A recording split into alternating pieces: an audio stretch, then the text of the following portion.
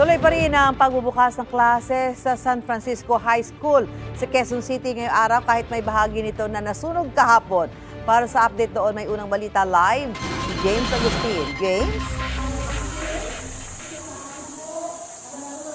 Susan, good morning. 16 na sections yung apektado nung nangyaring sunog sa isang gusali. Dito po yan sa San Francisco High School sa Quezon City kahapon. Kaya sa pagsisimula ng school year 2025-2026 ngayong umaga ay dito na muna sa covered court ng eskwelahan mananatili yung mga estudyante. 8 sections po ay mga grade 10 students ngayong umaga po yan, habang yung 8 sections pa ay grade 9 students mamayang hapon naman. Katumbas po yan ng halos 640 na mga estudyante. Ang total enrollees, Susan, ngayong school year ay mahigit 7,000. Ayon sa principal ng eskwelahan, meet and greet na lang muna yung mangyayari sa mga estudyante at guro na naapektuhan ng classroom ng sunog kahapon.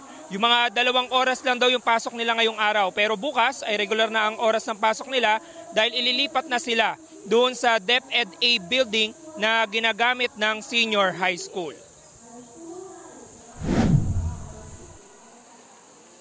Bali po ngayong umaga, i-greet and meet po namin yung mga grade 10, especially yung affected po.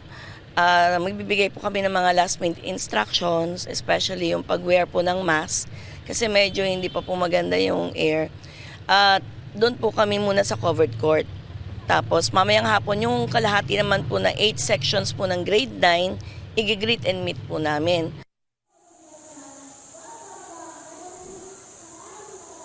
Samantala, Susan, ngayong umaga, bago mag-alas 6 ng umaga, ay nagkaroon na ng flag raising ceremony dito at pagbikas ng Panatang Makabayan. At ngayon, ongoing yung program dito sa covered court. Pagkatapos po ng programa, doon natin malalaman yung mangyayaring sistema dahil yung mga grade 10 students na 8 section niya, dyan na muna sila magkakaroon ng meet and greet sa kanilang mga guro ngayong umaga. Antabayan na natin kung ano yung magiging update dito sa San Francisco High School sa Quezon City. Ako po si James Agustin para sa GMA Integrated News.